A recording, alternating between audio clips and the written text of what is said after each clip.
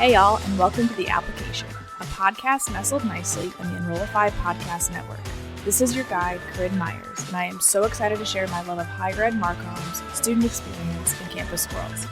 My friends at RARA were awesome enough to sponsor all of the insights and ideas I get to share with you over the course of the Applications episodes. So let's get into it.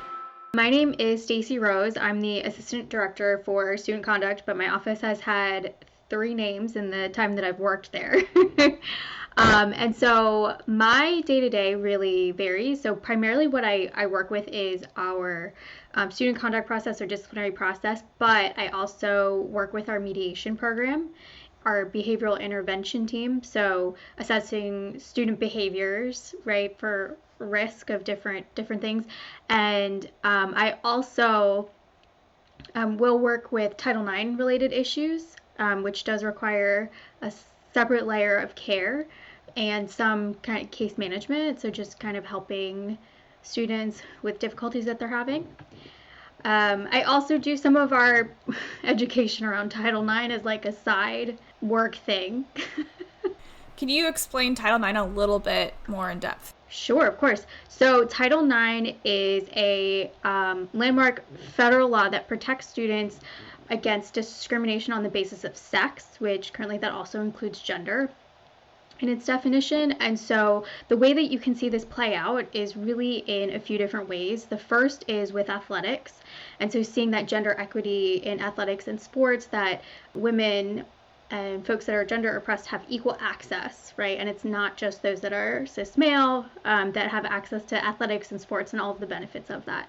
The other area where you see a lot of conversation around Title IX, particularly with the sex discrimination, is around sexual harassment, sexual assault, stalking, dating, and domestic violence. And then finally, like the third area is with pregnant and parenting students. And just making sure that they continue to have equal access to their education while they're pregnant, childbirth, and then recovery. Wow, that's amazing. So I assume that all universities or institutions have someone like you at them. Is that accurate or no? No. So like the conduct stuff, yes, absolutely. But I think some of the diversity of things that I'm able to do is more unique because the institution I work for is a younger institution. So it's celebrating its 50th anniversary, which is pretty young. And I have a very odd work background in the sense that I worked as a health educator. I do sexuality education, res life orientation. I've worked in campus rec and now student conduct. So the kind of culmination of all those things allows me a little bit more flexibility with the work that I do. That's very awesome. It feels like it should be a no duh kind of thing across institutions, but maybe not, right? No. So I guess describe, like, if I'm a student who has entered your office in some way, like, what does that process look like? So it depends on why you're coming to see me. So some of the students will come and meet with me because they have allegedly violated our code of conduct, right? And so our approach, specifically, the way I like to approach all of that stuff, is from a holistic wellness perspective and not punitive, right? This is supposed to be an educational experience. So I don't ever assume that the student is going to come in and they're going to understand how any of this works or that they agree with why something has happened. My perspective always is, because I come from more of a wellness background, is that there's something that's imbalance, right, in their, like, when you look at their wellness dimensions, for example. And so maybe they're leaning too heavily on that social dimension, and they're hanging out and trying to please their peers too much, and that reward sensitivity is like in high gear. Maybe they're not really flexing some of their decision making skills. And so just having conversations with them more so from that approach is one of the reasons why they would be there, and just making sure that they understand what's happening, right? This is a parallel process. We're both doing this. This is not me talking down to anybody. This is your college career and your experience. If someone is having difficulty with another student, another employee, and they come to talk to me in that regard, it's kind of a different situation, because I'm trying to problem solve and figure out, okay, how can I best support you, and what things do I have access to administratively to help keep you here at the institution? You know, whether that be providing supportive measures, which are things that we can implement, like no contact orders or banning people from campus to help them feel safe, to referring them to other resources like counseling or the health center or something to make sure that they stay connected and they feel like this is a home for them. The other reason why we have folks come with us is if they've registered or been ranked on our, like when we do our behavioral intervention, we do a threat assessment of each student. And so just really looking and seeing, okay, what other interventions do we need based on the information that we have and the ranking that we've given you, right? Because that's all superficial. It's just based on a report that we've given and someone else's narrative of what happened. So it's really important that you talk to that person and allow them that space to say, okay, here's what happened, and listen to them and not just follow this guide like it's the Bible. So it sounds like there's 3 different ways. It's like their behavior, someone else's behavior that's affecting them, and or they maybe have there's indicators that they may have future issues. It sounds like. Yep. So as a student, how do I find out about these services? So obviously there's a student conduct. It feels like most institutions have that, and I assume no one reads it. That's just kind of how it is, right? So like, as a student, how do I know you exist? How do I know it's a thing? Yeah, so there's a couple ways. I do participate in our orientation, which occurs over the summer. So the students hear a little blurb from me and what our office does, and they get to meet me. And I think that that's more important than maybe what I'm saying, because having that, even though it's a group setting, just having that kind of one-on-one interaction with them and seeing like, oh, this lady's not a monster. And then feeling like if I have a problem, if I have a question, I have a human being that I've met that it was nice to me and she seems nice and I can go talk to her. We also make sure that our website is pretty updated. We don't use social media because we've struggled to figure out what is exactly appropriate to put on it given the conduct part. We tried doing things with memes and then someone thought our website got hacked and we said, no, we did that on purpose. So we had to kind of remove all of it. But it wasn't a hit for a while. Like other schools were like, how did you do this? Whose permission did you get? And we had it up for like a year before we got, concerned about it and had to take it down. So we try, but we do try to go out to classrooms. And then I also present at our Welcome Week, and so I organize a couple programs there.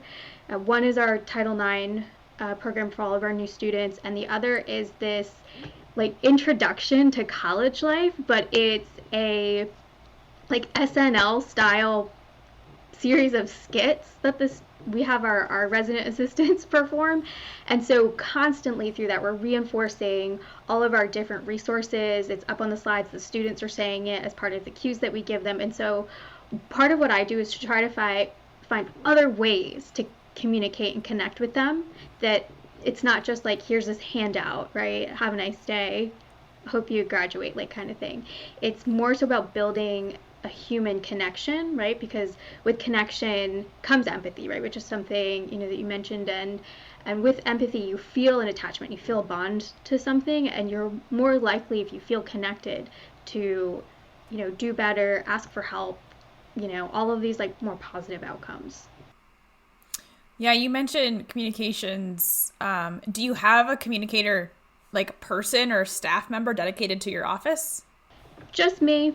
I do most of ours. So anytime, I'm like very chatty, right? And I will, like if someone needs a presenter from our office to come talk about what we do, if it's a training in the summer for some of our different student groups that come through early, I'm happy to be, sent out to say, hello, everybody. This is me, this is what we're doing. If you have questions, here's where my office is. Like, I'd love to chat with you. Obviously, there are a lot of reasons I don't want to meet you and you don't want to meet me, but if you want to say hi, I'm always around. Got it. So are you under the division of, like, student life? Yep. Yeah. So we're student affairs. I know, like, every school is different. So, we're the division of student affairs, and so we're under there, and it's, I think for the students, we then get to participate in a lot of the student affairs activities, which hopefully takes down some of the barriers against our office. The link between student engagement and student success is clear. The more actively engaged students are, the more likely they are to learn, stick with their studies through to graduation, and attain their academic goals. Most higher ed institutions understand that link now better than ever, and yet in the last year, graduation rates are down 6%, retention is down 15%, and co-curricular engagement is down from 59 to 57%. Students cite struggles finding the right resource at the right time to feel engaged on their own terms, as well as an increasing level of mental health challenges and anxiety, as some of the biggest barriers to engagement. That's where RARA comes in. RARA Student Engagement and Success Technology makes it easier for your students to engage with information, services, resources, and tools they need every day than a single app. Whether it's booking time with their advisor, signing up for an event or club, or learning more about financial literacy as a college student, with RARA there's no more searching around various websites, social media pages, or looking through email inboxes. It's all within the RARA app. Even better, over time, the app will learn what is most relevant to your students and will push those resources first, similar to a Netflix experience. I actually downloaded RARA on my phone myself and got to try it out. Super cool, great curated content, and a great way really to make it a one-stop shop. We all know higher ed websites tend to be monsters. Start making student experience the center of everything you do by visiting raralife.com/application. That's raralife.com/application. So I'm thinking about like a hierarchy in communications positions. Do you have a communicator in the student affair office that helps you with getting the word out? All of our marketing and communications, we do have someone who works with our university marketing relations folks, and so we have it more centralized in the sense that it kind of goes through one person in our division, and then she works with that department. Got it. And works with them to develop things. Do you work with parents or, caregivers, whoever the case may be, in like what capacity? Yeah, so parents in two different fashions, right? So when there are conduct or behavioral issues, especially recently, like the parents have always been involved, but in the last 2 years with COVID, the kind of interactions we're having with parents have changed. And so they'll often call because they're concerned about their student, right? It's their child. And so they want more information, but because we have a lot of legal standing around us, there's not a lot of information I can share, right, without them signing waivers. And so it's really doing that delicate balance of how can I be helpful without inciting, because they're stressed out. You have to keep that perspective.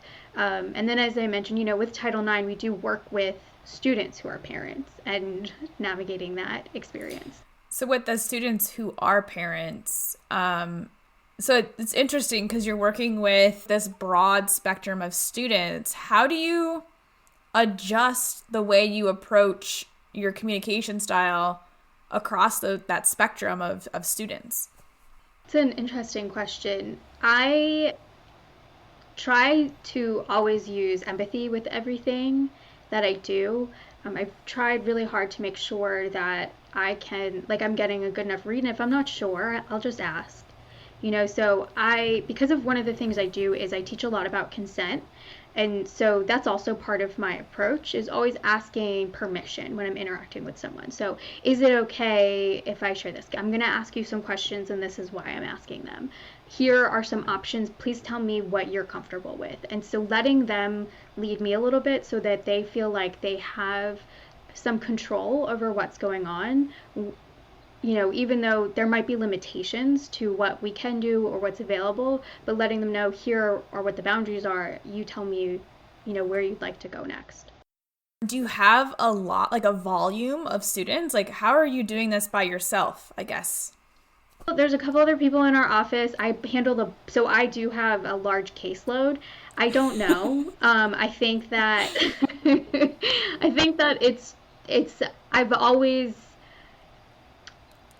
the fault that many people that work in student affairs, student life, and higher education have, I think, is that they care a lot about the students, and so you just figure out a way to make it work, and that's problematic. I think it's a problem in the field too, because you have that like overhelping disease, which runs rampant. But I think just learning how to disconnect, when you can, is really important to help maintain that balance so that you can give them 100%. Yeah, so I think going into some of this, overworked kind of stuff. So you manage, it sounds like, to maintain empathy and one-on-one connection with students while probably being overworked, which is most of higher ed, unfortunately. So I'm wondering, there's like this fear of automation, right? So we're talking about things you can automate in your life. So are there instances in your day-to-day work where things are automated that kind of take that work off your plate, where you can then focus on the relationship building with students?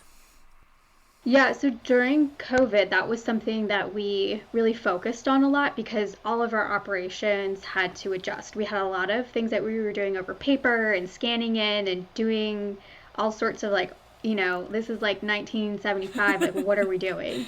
But realistically, we have all of these like tech and digital means to do things differently, and so that's actually allowed us to streamline the way we do a lot of our meetings, especially because right now they're over Zoom, so it's easy for us to cut down on a lot of that administrative work that we were doing before, which like literally now went from me doing it once at the end of the week and it taking like hours to it taking like seconds. Nice. And do you feel like, so COVID sounds like it's accelerated your kind of coming into this digital transformation. Mm-hmm. How much work do you think has gone away because of the automation? You said hours a week. Is that? It's like hours a week. I mean, it was, we have to maintain our records really clearly and very meticulously, and so that's what takes a long time. So finding ways to automate that and make it more digital instead of this paper thing, everything has to be signed and have dates, and so what are different ways that we can do that where it's just done? And so using the tools we have, using the database we have, and really thinking about it differently, the students understand that better too, which is what is so obvious, but we just didn't see it.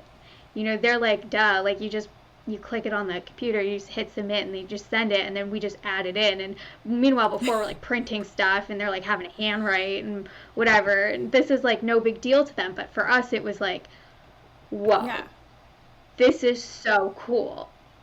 They're completely unfazed. So like talking about the student experience, and so this is, if they're in your office, it's probably a pretty stressful situation to begin with, and so thinking about like little things like not having to handwrite into forms and be able to do it online, it's like just one less thing they got to worry about.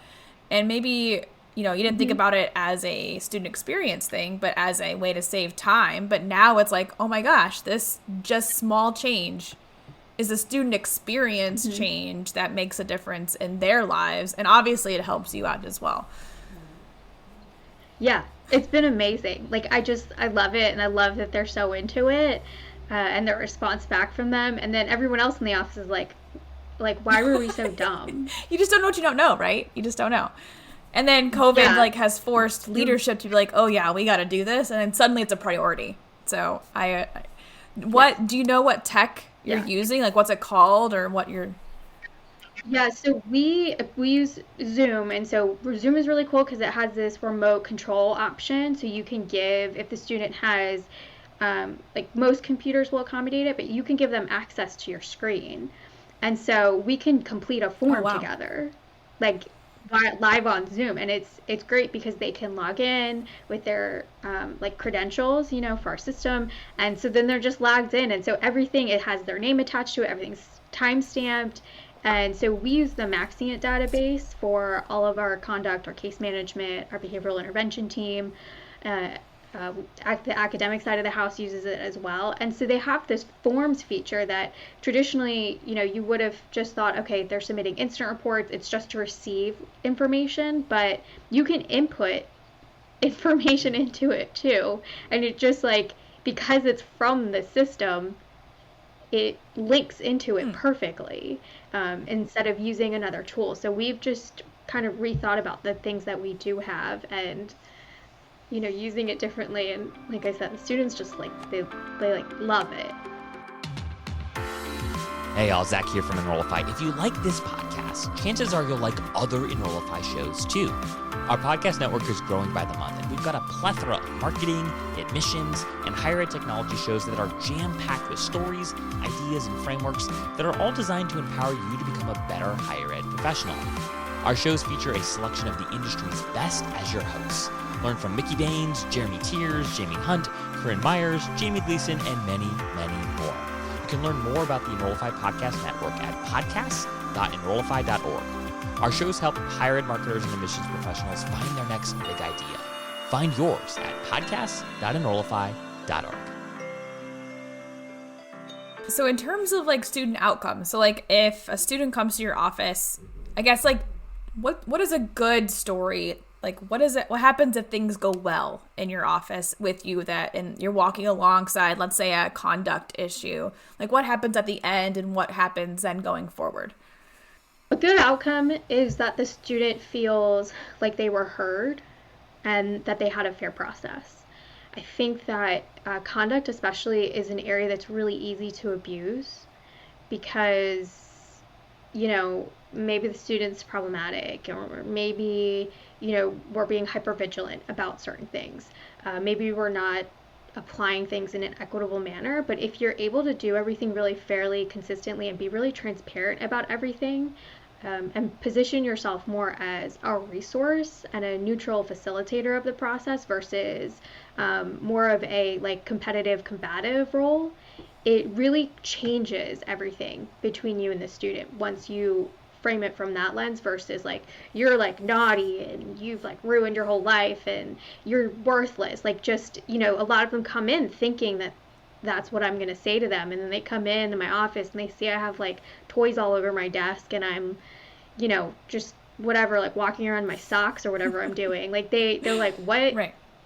Totally caught off guard. And that's by design, because I don't want them to feel like I'm better than them or I have any power over them or I'm superior to them because, they pay me to be here.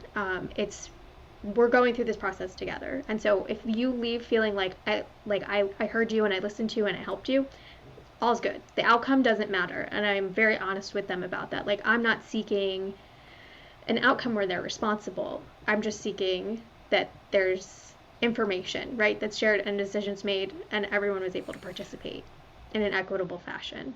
I would imagine the expectations going into an experience with you would be, like you mentioned, they're afraid, they don't know what's going to happen, they're concerned, and suddenly you've taken that expectation and completely turned it on its head. And now they have this experience where they feel heard and seen and they feel like their issues are resolved. And now that becomes, not only are they now an advocate for your office, they're telling their other students and their friends about potentially if they have an issue, they can come to your office. But also they're probably more likely to be able to then the next, hopefully, interaction that's positive is, the expectations are less stressed and you feel like a resource. So that's amazing. That's the human experience flow to the T you did, essentially, to get back into this student now feels like they can be an advocate.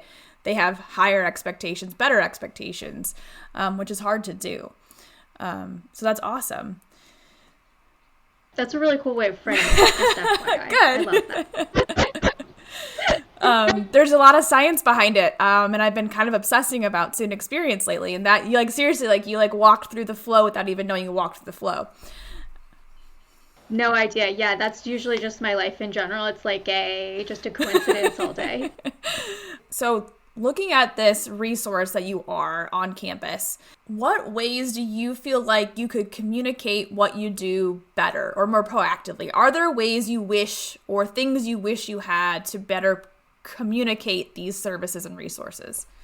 Yeah, I do. I mean, sometimes there's always the issue of time and time management and resources, right? So if you take that part out of it, because that's always going to be there, I think if there's ways for us to take what we do in our office and show who we are as like human beings and kind of take that wall down instead of just in those small pockets where we're invited to go and participate in something and they happen to be there, is to just be able to have a more broad reach with all of the students, and be able to kind of interact with them and do more things. Because it's hard, when you think about like programming, for example, for a conduct office, you're like, well, what could that even look like? Or what does, advertising look like, or communication, or whatever. And so we really lean more on social norming campaigns, and then different ways of doing education. Because like I worked as a health educator for years, it's something that's like a reflex for me. So, us presenting all of our student behavioral expectations through a series of skits is 100% just me thinking differently about how we do things. Or, when we're doing like our, during Sexual Assault Awareness Month, which is in April, doing a mock hearing and letting our audience be our panel and making sure that they understand like what are the limitations of that, what are the things that you're allowed to do and you're not allowed to do, and just pulling that curtain back so that they can see, so it's not this like really scary or hidden experience. Just be transparent. But yeah, I wish we could just like project ourselves out into the universe. Right. It's interesting you mentioning like you are the communicator, which is something I find really interesting and almost refreshing in higher ed. Is almost everybody is a communicator, and it's by its default, right? Because a lot of these programs and departments and offices don't have a dedicated communicator or marketer to them. They don't have the funding or resources or time to really dedicate to this, but you are communicating. You are going out and presenting at various touch points along the student journey, and that's what it is. You are marketing. That's the definition of marketing. And so I find it interesting, like you being in health. What specific area? So I just did overall health and wellness. I worked with peer educators, and then I also did employee wellness, which was super interesting. So and then late night alternative programming. So those were kind of the three different areas. And then I also taught wellness courses as part of that. And this is all in higher ed. Nice. Yep. I actually want to get into the health and wellness. So obviously student conduct and the things you're doing today are all part of that student wellness kind of sphere, or what you called it, something wellness. Dimensions of wellness. There you go. You obviously have, I'm assuming, a graphic of dimensions of wellness somewhere that you're using. Okay, awesome. That obviously is part of the wellness portion. So getting into what you did before with the mental health and wellness, describe to me a little bit what that looked like. Yeah, so I did that at a couple different institutions, and it's really interesting because it's entrenched in wellness and health education. Both positions were positioned under campus recreation, which at the time was and still is a little bit more of an innovative way to look at wellness. Typically, you'll see like sometimes that wellness area housed with the health center or counseling. But we were at both institutions with campus rec, which was interesting because it gave us access to a lot of more resources, to be completely transparent. They have more money, more humans, facilities. It just made everything a lot easier. But so I worked with our peer educators, so training them, developing new programs, presenting late night alternative programs. Both campuses I worked at had like a lot of high risk alcohol behaviors that were going on. And so that late night alternative programs were a way to respond to that and combat some of that behavior and give them other things to do. And then the teaching component, which was always really fun. So we were training new peer educators, predominantly through one of the courses, and then the other one was a required like first year course. So instead of the traditional like intro to your school, this was a mandatory wellness course that all of the students had to take at the second institution. So peer educators, I assume, are students that you're training. So what is why students? Why would you train students to do this? Yes, that's a great question. So peer educators are other students, primarily undergraduate students, but certainly not limited to that, who have an interest in health and wellness. Some of them have their topic areas. And what we find is that, especially with the traditional college-age students, is that they're very sensitive to their peers, right? And this perception of rewards from peers. And so when you do research, you find that having your peers tell you something or teach you something has a much different impact than like the old lady rolling around on campus. I'm pointing at myself just to be clear, because I realize this is like audio. I'm not referring to anyone but myself, but like that in all seriousness, because regardless of how nice I am and how empathetic and kind, whatever, all those things that I genuinely do with the students, I'm still in a position of power, right? And that still creates this imbalance as much as we try to balance it.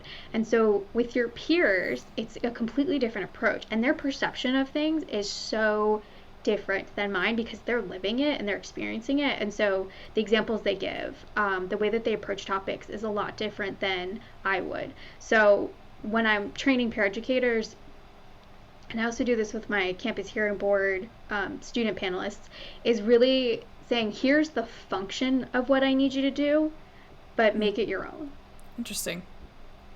You know, when we apply the exact same logic you just said to student-generated content and student content in marketing, right? Because we know that students want to see students, they want to see themselves in marketing materials. They don't want to see the president speaking to a camera. They just don't. And so you just said the science behind it, but like that's what we use every day in the marketing. Even though we know higher ed kind of clutches on to that traditional marketing, we know students want to see themselves and they want to see their own students.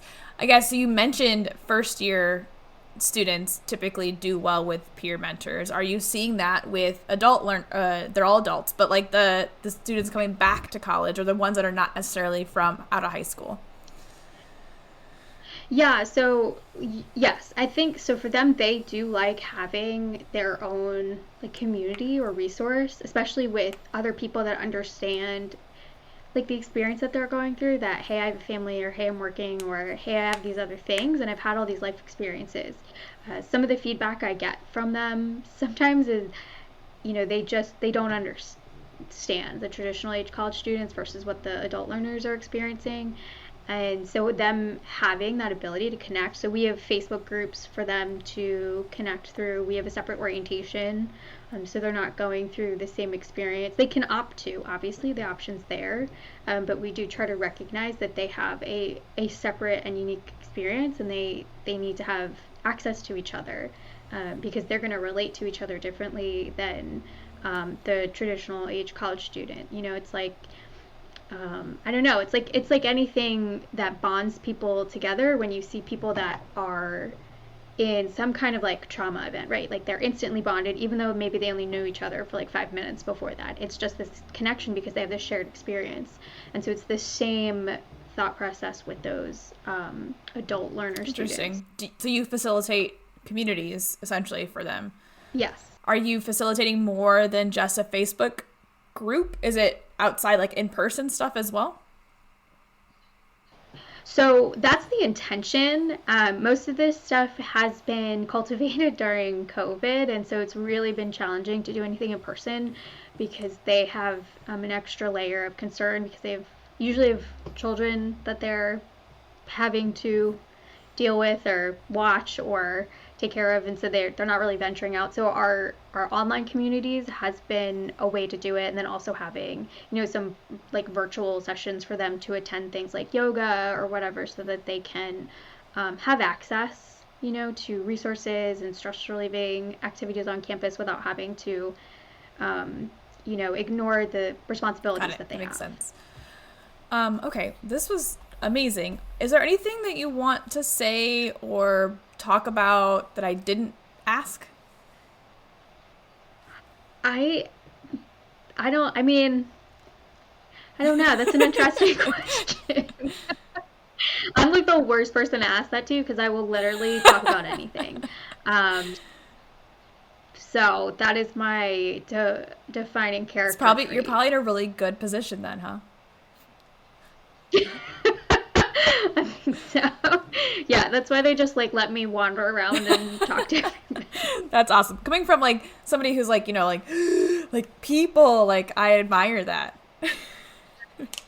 Yeah, thank you. You need both sides of it though, because you can't, like the other folks in my office who are more not quite as willing to be, you know, loaned out. It's nice because you do need other people to continue working in the office while I'm just like wandering around, you know, presenting to people about what, you know, whatever I'm doing that day. Okay, well, I think I got all my questions answered. I was delightfully surprised. My expectations were also different, and now I'm delightfully surprised. So. Oh, good. I'm so happy. I like to subverting people's expectations yes, is my number just one. Write that somewhere on a wall, I guess, or something. That's a wrap for this episode. Please rate and subscribe via your favorite podcast platform. And remember, a better student experience is always the answer. Hey all, Zach from Enrollify here. I hope you enjoyed this episode of The Application with Corinne Myers. If you like this episode, do us a huge favor and hit that follow and subscribe button below. Furthermore, if you've got just 2 minutes to spare, we would greatly appreciate you leaving a rating and a review of this show on Apple Podcasts. Our podcast network is growing by the month, and we've got a plethora of marketing, admissions, and higher ed technology shows that are jam-packed with stories, ideas, and frameworks that are all designed to empower you to become a better higher ed professional. But Enrollify is far more than just a podcast network. Enrollify is where higher ed comes to learn new marketing skills, discover new products and services, and find their next job. We're a growing, learning community of 4,000 members, and we'd love to welcome you into the fold. You can access our free blog articles, newsletters, e-courses, and more, or purchase our master course on how to market a university with Terry Flannery at enrollify.org. We look forward to meeting you soon and welcoming you into the community. Again, you can subscribe for free at enrollify.org.